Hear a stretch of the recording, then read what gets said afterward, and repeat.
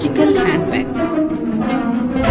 अपने लालच की वजह से विमला किस तरह परेशानी झेलती है, इसके पहले की कहानी में हमने देखा।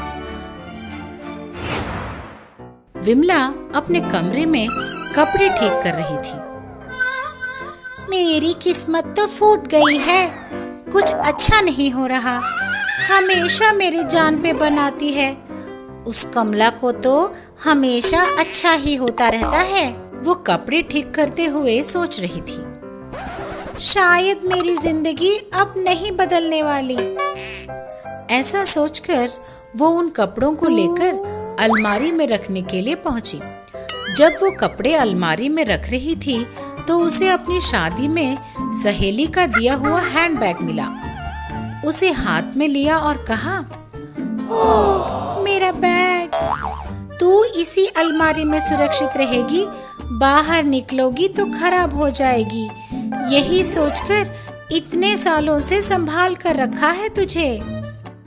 उसने बैग को सीने से लगाकर उसे चूमा और वापस अंदर रख दिया। तू सुरक्षित रह यहाँ, ऐसा कहकर अलमारी को बंद कर दिया। उस दिन रात को जब सब लोग सो रहे थे तो चोर ने आकर विमला का बैग चुरा लिया। सुबह जब विमला ने अलमारी खोला तो बैग नहीं था। अरे मेरा बैग कहाँ गया? कल मैंने यहीं रखा था, उसे कहाँ गई? कहकर उसने पूरा घर छान मारा, बैग कहीं नहीं मिला। बैग को खो जाने के गम से उसने खाना छोड़ दिया और कमरे में रोने लगी। मेरा बैग, बच्चे की तरह संभाला था उसे, मेरा बैग। वो रो रही थी कि तभी सासू माँ आई। अरे ऐसे क्यों रो रही है? क्या हुआ? एक छोटी सी बैग ही है ना जो चोरी हो गई है। वो भले ही छोटा सा बैग हो, पर मुझे बहुत पसंद थी। ठीक है, रो मत। मैं तुझे एक नया हैंडबैग देती हूँ। मुझे मेरा ही हैंडबैग चाहिए। मेरी बात सुन, मैं तुझे एक मैजिकल हैंडबैग दूंगी। तुम रोना तो बंद करो। क्या मैजिकल हैंडबैग? हाँ, उस बैग में तुम जो भी डालोगी सुबह तक वो दुगना हो जाएगा। सासू माँ, क्या सच में? कहाँ है वो बैग? जल्दी से दीजिए ना। सासू माँ एक बैग लेकर आई और विमला को दिया। विमला उस बैग को लेकर अपने कमरे में जाकर, मैजिकल बैग, उस बुड्ढी ने कहा कि इसमें डाली हुई चीज दुगनी हो जाती है। मुझे चुप कराने झूठ तो नहीं बोला ना? हाँ, एक बार चेक कर लेती हूँ। ऐसा कहकर उसने अपनी एक घड़ी उस बैग में डालकर रख दिया। सुबह उठते ही उसने अपना बैग पहले चेक किया। बैग में सचमुच 2 घड़ी थी। उन्हें देखकर विमला बहुत खुश हो गई। बुड्ढी ने सही कहा था, इस बैग में डाली हुई चीज दुगनी होती है। ऊपर वाले ने मेरी किस्मत बदल दी है। वो खुश हो रही थी। उस दिन से रोज रात को उस बैग में कुछ न कुछ डाल देती थी। सुबह तक वो 2 हो जाते थे। इस तरह कुछ दिन बीत गए। एक दिन विमला का लालच बढ़ गया। मेरा पागलपन नहीं तो इस तरह एक चीज को दुगना करते हुए कितने दिन बिताऊंगी मैं? उसके बजाय एक ही साथ बहुत सारी चीजें डाल दूंगी तो सारी की सारी एक साथ दुगनी हो जाएंगी ना। मैं सच में पागल हूँ। इतने दिनों से ये आइडिया मेरे दिमाग में क्यों नहीं आया? कोई बात नहीं, अभी तो आया ना। आज रात को पूरा बैग भरकर सो जाऊंगी। सुबह तक सारी चीजें दुगनी हो जाएंगी। ऐसा सोचकर उसने अपनी कई सारी छोटी छोटी चीजें उस बैग में डाल दी और बड़ी मुश्किल से उस बैग का जिप बंद किया और बगल में रखकर सो गई। सुबह उठकर देखा तो विमला दंग रह गई। वो सारी चीजें दुगनी तो हो गई, मगर वो बैग वहां नहीं थी। रात को जबरदस्ती बैग बंद करने की वजह से जब चीजें दुगनी हुई तो वो बैग छोटे छोटे टुकड़ों में फट गया। ये देखकर विमला, हे भगवान, इस बैग को भी बर्बाद कर दिया। आपके भरोसे ही जी रही थी, मुझे क्यों इतना सता रहे हो? वो इस तरह रो रही थी कि वहां सासू माँ आ गई। क्या हुआ? सुबह सुबह रोना क्यों शुरू कर दिया तूने? क्या बात है? आपका दिया हुआ बैग फट गया सासू माँ। मैं जानती थी कि तू उस बैग को ज्यादा दिन नहीं संभाल पाएगी। तूने बिल्कुल वैसा ही किया है। मुझे माफ कर दीजिए सासू माँ। तुझे कितनी बार माफ करूं? छिछी, तुम कभी नहीं सुधरोगी। ऐसा कहकर सास वहां से चली गई। उसके जाते ही, चल जा यहाँ से बुढ़ी कहीं की, मैं क्यों बदलने लगी? उसने सास को कोसा और फिर बैग की तरफ देखा। हाय मेरा मैजिकल बैग।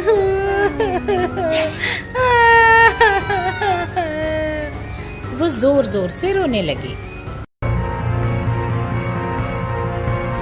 इसके पहले वीडियो में हमने देखा कि कैसे पबजी गेमर्स ने एलियंस से जंग लड़कर जीत हासिल की। एलियंस से जंग जीत हासिल करके गेमर्स फिर से धरती पर आए। धरती पे आने पर उन लोगों ने कैटरीना वायरस देखा। कांटे जैसे दिखने वाले वायरस को देखकर पबजी गेमर्स चौंक गए। कौन है आप लोग? हमारी धरती पर आपका क्या काम? हम धरती से नहीं बल्कि आपसे काम है। आपके फेफड़े हमारा घर है। हो कौन आप? हम कौन है? सारी धरती के लोग को कपकपाने वाले कैटरीना वायरस हैं हम। कैटरीना कैफ, मुझे तो बहुत पसंद है कैटरीना कैफ। अशोक ने बाबू को एक चाटा लगाकर कहा। उसने कैटरीना कैफ नहीं, कैटरीना वायरस बोला। वो कौन है? कैटरीना कैफ की बहन है क्या? सुधरोगे नहीं क्या तुम? चुप रहो।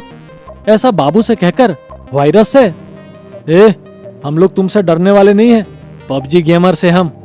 तुमने हमारे बारे में क्या सोचा? जी, हम तुम्हें आलतू फालतू लग रहे हैं क्या? सारी धरती हमें देखकर कांप रही है। अमेरिका को भी हिला के रख दिया है हमने। हमसे जो पंगा लेगा उसको ये धरती छोड़कर जाना होगा। आप सारी धरती को जीत सकते हो, लेकिन हमें नहीं। हम तो आकाश पे जीत हासिल करके आए हैं। हमने एलियंस को मार भगाया है। पबजी गेमर से हम, तो फिर हमसे युद्ध करो।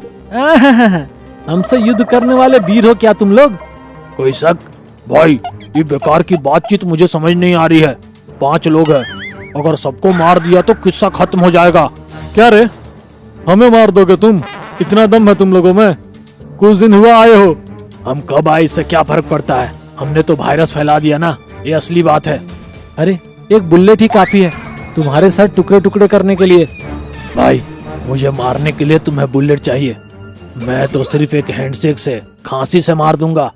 बात ना सुनकर बाहर घूमने फिरने से, हर जगह किसी भी तरह जैसे चाहे वैसे मार दूंगा। बिना किसी मेहनत के सबको मार दूंगा। तो फिर तैयार रहना। पबजी जवानों, तैयार हो जाओ।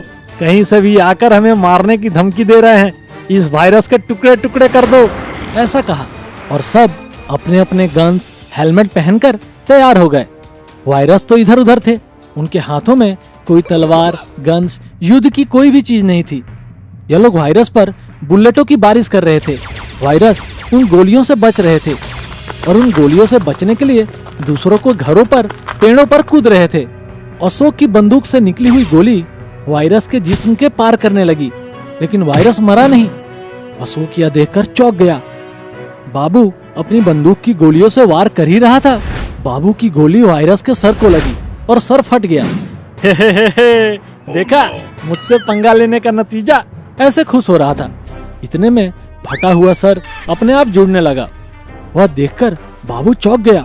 फिरोज की बंदूक से निकली हुई गोली को वायरस ने अपने मुंह में डालकर चबा दिया। दूसरा वायरस हाथ में बैट पकड़कर आ रही बुलेट से क्रिकेट खेलने लगा। इस तरह पबजी गेमर्स इतनी मेहनत करने पर भी वायरस को नहीं मार सके। वायरस को किस तरह मारे ये पूछने के लिए बाबू अशोक के पास आया। दोनों एक पेड़ के नीचे बैठकर, अरे वो वायरस तो मरने का नाम ही नहीं ले रहा। उसका सर फटा और फिर से जुड़ने लगा। वो तो बुलेट को बॉल समझकर क्रिकेट खेल रहा था और गोलियों को मूंगफली समझकर मुंह में डालकर चबा रहा था। अगर ऐसा ही रहा तो बहुत मुश्किल होगा इनको मारना। हाँ, बहुत मुश्किल होगा। फिर कैसे? ऐसा सोचते हुए उन लोगों को एक कागजात दिखी। उन लोगों ने उस कागज को उठाकर देखा। उस कागज में कैटरीना से बचने का सारी जानकारी लिखी हुई थी। ये कैटरीना वायरस कितने दिन में जाएगा, इन सारी बातों की जानकारी थी। उस कागज में सब कुछ पढ़कर, अरे यार, क्या कहा उस वायरस ने? हैंडशेक से मार दूंगा, खांसी से मार दूंगा, जुकाम से मार दूंगा, बाहर फिरने वालों को, हर जगह जाने वालों को कैसे भी मार दूंगा, ये कहा था ना उसने। हाँ, बिल्कुल ऐसा ही कहा था। तो इसका एक ही उपाय है, सामाजिक दूरी रखना, घरों से बाहर नहीं निकलना, हाथ साफ रखना। ऐसा करे तो हमें उस वायरस को मारने की जरूरत नहीं, वो खुद ही मर जाएगा। सही बात है ना? हाँ, इस कागज में वही लिखा है। तो ठीक है। ऐसा कहकर सबको बुलाया। सब आए। अशोक ने बाबू से जो कहा वे सभी को बताने लगा। सबने सुनकर ऐसे करने की ठान ली और अपने घर जाकर दरवाजे बंद कर दिए। दरवाजे बंद करने पर लॉकडाउन नाम रखा। वायरस बाहर फिर रहा था ताकि लोगों के बाहर आने पर वे उन लोगों को लग जाए, लेकिन कोई बाहर नहीं निकल रहा था। घरों के आसपास डिसइंफेक्टेंट स्प्रे किया, सारा घर साफ कर दिया, हाथों को साबुन से धोने लगे, अपने चेहरे पर मास्क लगा लिया, हाथों में ग्लव्स पहनकर सामाजिक दूरी बनाए रखने लगे। अशोक घर में बैठकर, अब आओ, बिना कोई तकलीफ के मारने को बोला था ना, अब आओ, घर पर एसी डालकर बैठा हूँ, आओ। ऐसे वायरस को बुलाने लगा। वायरस घर के अंदर आने की कोशिश करने लगा पर आ नहीं सका, डरकर वहीं खड़ा हो गया। ऐसे सब लोग घर पर रहकर लॉकडाउन का पालन करने लगे। कुछ ही दिनों में वे वायरस एक के बाद एक नीचे गिर के मरने लगे। मरे हुए वायरस को 5 लोग आकर उसकी ओर देखते हुए, तुमने सारे देश को हिलाया लेकिन हम पबजी गेमर्स को नहीं, अगर हमसे पंगा लोगे तो बचोगे नहीं। जय पबजी, जय पबजी, जय पबजी, जय पबजी।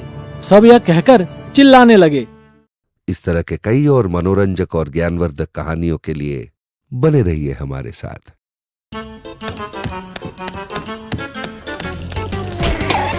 काका टीवी।